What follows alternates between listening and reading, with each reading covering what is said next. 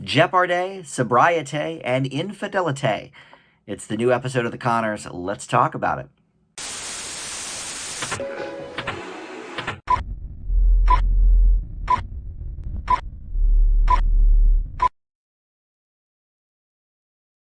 Hey guys, Dan here. This is Dan Reviews It, and welcome to my Connors review for episode 19 now of season 3. We have just one more to go.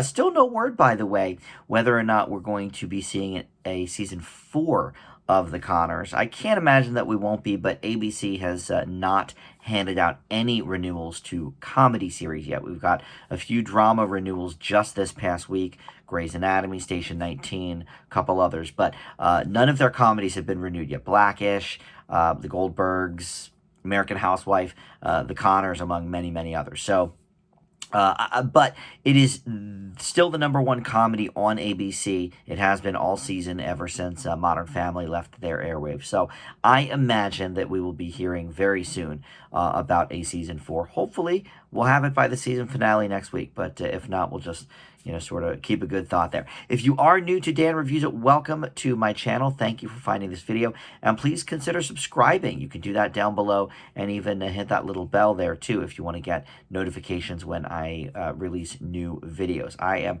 super close to 750 subscribers. That's my next milestone. So would love to have you aboard for that. Let's talk about this episode. Like I said up front, the title is Jeopardy, Sobriete, and Infidelite. And the reason for the French sort of inflection on those words is because Jackie went on Jeopardy in this episode, and one of the sort of recurring jokes in this episode is Edith Piaf, which she had incorrectly answered as one of the questions on her episode of Jeopardy. So I guess let's start there. Because it is the first part of the title, and it's by far the most annoying part of the episode. So let's talk about that first. All right, so Jackie, really on and off this whole season, has been talking about going on to Jeopardy, cramming for the test, etc. And I don't think we had ever heard on the show that she actually made it on Jeopardy. But this episode brings that all to a head. We see her not only on, but answering some questions and sort of doing a little bit of flirting with the temporary host, Aaron Rodgers. So I guess let's start there. So I've been watching Jeopardy and all of their guest hosts ever since Alex Trebek passed away. And Aaron Rodgers hosted for a couple of weeks. He's made no secret that he wants the job full-time. He has lobbied for it.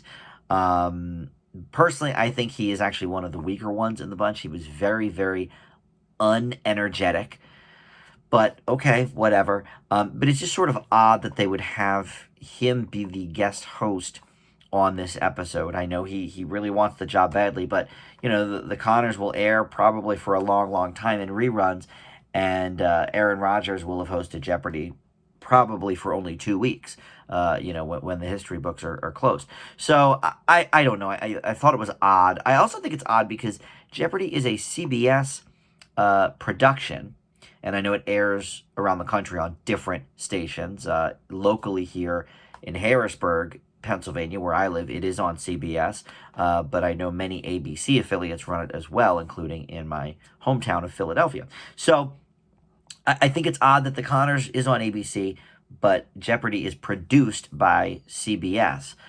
So sort of seems like an odd mix there anyway. Like it would make more sense if they had I don't know, Mom, or I'm trying to think of a CBS show, The Neighborhood or something, if they were to go on. But number 2, or maybe this is number 3 now, this character from the sitcom going on a game show is just so old and tired. And in fact, I'm going through the old Mama's Family seasons, and just a few weeks ago I watched the episode where Mama goes on Jeopardy with, of course, Alex Trebek back in the day. But we've had Joey from Friends go on The Pyramid. We've had, I think Mama's Family went on Family Feud as well, didn't they? And we've had a couple of families on Family Feud over the years. It's just sort of a hacky sort of sitcom trope to do. And it's also not a realistic one. I mean, I don't know how many people take the Jeopardy test. I've taken the Who Wants to Be a Millionaire test several times. I consider myself quite the trivia buff, and I've never even come close to even passing the. Well, I guess I came close to passing the test a couple of times, but not enough. And then, of course, once you pass the test, then you have to also, get through the lottery that they do, and then the producers have to meet you. It's like there's 8, 9 different steps before you actually get on the show. The idea that Jackie would be one of the people getting through is just not that believable. Number one, and also the way that they sort of bring this in is so shoehorned, and just they even brought up the lottery when they were talking about winning on Jeopardy. Oh, it's like winning the lottery or something. It's like anytime they talk about the lottery on the Conners, are they doing that on purpose to remind us of the horrible, horrible Roseanne season 9 where they won the lottery, which has obviously been, swept under the rug and doesn't really exist in our universe as we know it now with the Conners? It's just, it really brought the episode down, and I did not really care for the, sort of back and forth with her and Aaron Rodgers. I don't think Aaron Rodgers should have been there. It did give us a nice little time with Beverly, who we have not seen, I think, at all this season. She appeared last season, and she's appeared, I think, at least once in every season since the revival started. But Jackie's mom, Bev, we do see her via FaceTime after the episode airs, and Jackie, ends up in the negative and can't go to Final Jeopardy, and, she goes off about how she's a big failure and this and that and the other thing. It wasn't a particularly well-written scene, even though I do like seeing Bev, but it was just sort of mean-spirited, and they joke a lot on the show about, Jackie jokes specifically about, killing the mom. And I actually think that is kind of funny because these are the kind of comments I would make if I had a horrible mother like that. But when we actually see Estelle Parsons' character, Bev, being so just flat out cruel, not even really that clever, to Jackie, it left a sour taste in my mouth. So the Jeopardy stuff was definitely bringing this episode down. I think it probably caused it to be my least favorite episode of the season. But let's talk about the other two storylines that they did. So the Sobriete and the Infidelite. So I guess we'll do Sobriety next, and that is Becky coming back from rehab. And there was some humorous things with that because, of course, she really comes from a family of drinkers. Maybe they're not all alcoholics, but I mean, Dan, basically couldn't even not have a beer with dinner on Becky's first night back, which Jackie sort of pointed out was a little bit maybe inappropriate. But Becky ended up on this, big sort of soapbox of, I've got all this enlightenment now from being in AA or from being in, the rehab, and sort of spouting off things that she's learned and her new perspectives about this and that. And to be honest, I don't actually know a lot of people that have been through rehab or that have gone to AA or anything like that. But that did strike me as kind of realistic that, you're learning about yourself in rehab, and you're learning what things are triggers maybe for other people and for yourself. And so she sort of invites herself to Mark's class to speak to them about being an alcoholic and being in recovery and this and that, which she ends up saying very inappropriate things in the classroom, which again, I just thought was not super realistic that the teacher would just sit there and let that happen. I mean, they've done stuff like that before in the old days. Roseanne would come to speak to, one of the classes or whatever, or that time she took the kids on the field trip to the grocery store or something. And, she would make inappropriate comments and this and that. But it was also a different era of schooling. I mean, in the 90s, you could get away with a lot more, I feel like, than you can get away with today. And that's also not necessarily Becky's personality. Like Roseanne was always, very brash and sort of in your face, and that just doesn't seem like Becky to me.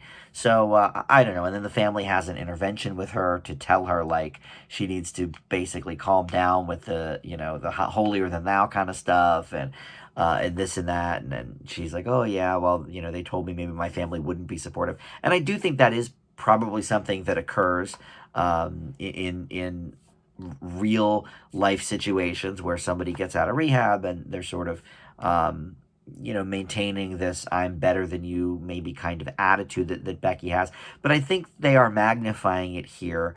Becky not really, I think, seeing anybody else's side, but they're also very much not seeing Becky's side of it either. I do think maybe it was a bit gauche to have Dan drinking a beer the very first night Becky comes home from rehab. Maybe not appropriate. So I had mixed feelings about that plot line as well, especially since I loved the episode. Was it just the last one? I guess it was. Where Dan and Becky sort of got into it about Becky's late husband Mark. It was that last episode from a few weeks ago, and I just loved that so much, and there was such intensity with it. And here was more of a jokey episode. They obviously weren't going for too many super serious moments here. Even the rehab stuff was sort of all played off for laughs, and that's fine. We can't have too many heavy episodes in a row. But I'm just not sure. I found it as funny as the writers maybe intended it. So that plot line was a bit of a mixed bag for me as well. And then finally, in the title, you've got Infidelite, and that involves Darlene and this trip to Hawaii that has been sort of circled around the last 4 or 5 episodes ever since her old high school buddy Molly, or nemesis really, but she came back into the picture, and she passed away very quickly and gifted Darlene these Hawaii tickets. Ben made it very clear he didn't want to go. He wanted her to sell them, but she's, sort of going through some things as a mid-40-something, and, kind of thinking that she would love to go to Hawaii, love to, sort of forget her cares for a few days. So she invites the new dude at work, played by Brian Austin Green, who we met either the last episode or the one before, maybe.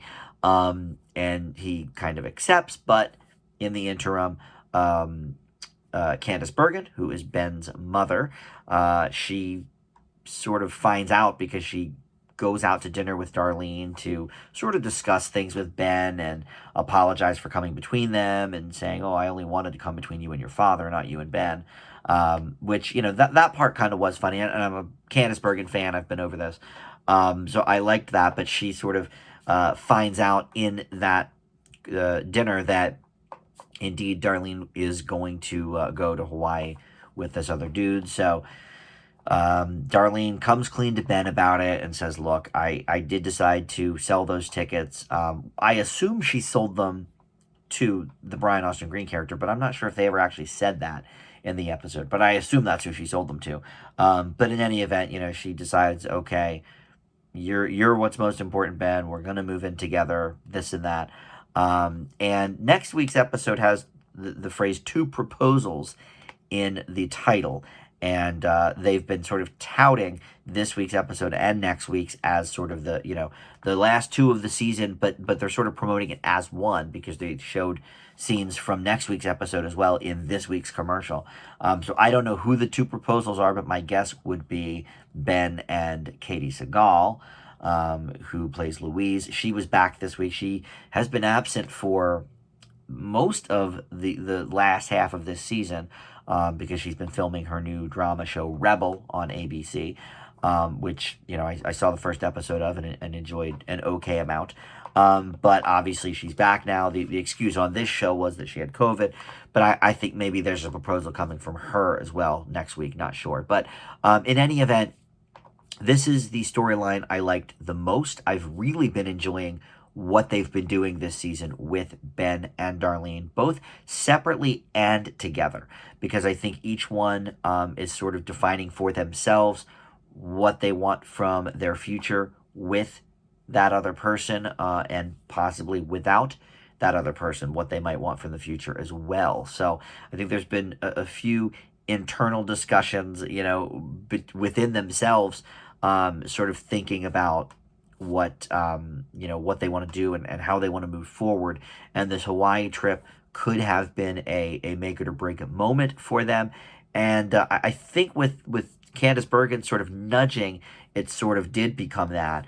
And I do like the resolution for it. I like Brian Austin Green and I like his character, but I love Ben. I think he's a great addition to the show, and I really think I would have been annoyed if they went through with that and had Darlene take the Brian Austin Green character to Hawaii. And I forget his name, so I apologize that I keep just calling him the Brian Austin Green character. But in any event, Candice Bergen now is sort of becoming one of the group because she's moved to the area. She made that clear a few episodes ago. Barb, by the way, is her name. And at the end of the episode, Darlene sort of reintroduces her to the family as, okay, here's the latest member of our clan. And then they play poker together, which is pretty humorous as well. I love sort of those not flashbacks necessarily, but those sort of winks and nods to the really old episodes of Roseanne. I mean, poker in that kitchen has been a staple of the Connor family for 30 plus years, ever since we've known them, basically. In fact, one of the title sequences, I think in season like 5 or 6 or something, one of the title sequences had the whole family playing poker as they do the credits. So it's always been an important thing in this family. And so I loved seeing that. And I would love it if Bergen came around as a regular, as Barb. So this was, for me, probably the worst one of the season. I don't have all my grades in front of me for every episode so far this season, but largely because of the Jeopardy plotline just on the whole. There wasn't really anything I liked about it. And then I have mixed feelings about Becky's sobriety portion of the episode. And just overall, it wasn't all that funny, I didn't think. But the Darlene stuff, I really enjoyed. I liked the way they wrapped that up. So it's not a negative grade, but it's about as close as you can get. Unfortunately, I have to leave this episode with a C+. I mean, I don't have to, I guess, but I am. That's my opinion. So next week we have the finale. Last season's finale, I did not think was all that great. So I'm hoping for something really good next week. It's a shame that it's going to be going away for the next few months at least. I do hope they renew it. But I don't know. This has been one of the shows that has really been coming out swinging this season during the pandemic. Like I've talked about here on the review show, it did start out very rocky. In fact, there may be some C's and C pluses in that beginning part of the season. I don't remember. But it's really found its footing here, and I hope that we leave the season on a good note. So next week we'll be here for that. Thank you for watching, though. Please comment below, what did you think of this episode? Did you love that Jackie went on Jeopardy? Was that a hoot to you? Do you love Aaron Rodgers as the host of Jeopardy? I don't. For me, so far the best ones, I think, for me have been Ken Jennings, Anderson Cooper, and the producer, actually, Mike, whatever his name is. But anyway, that's a conversation for another time. Thank you so much for watching, and we'll see you next time.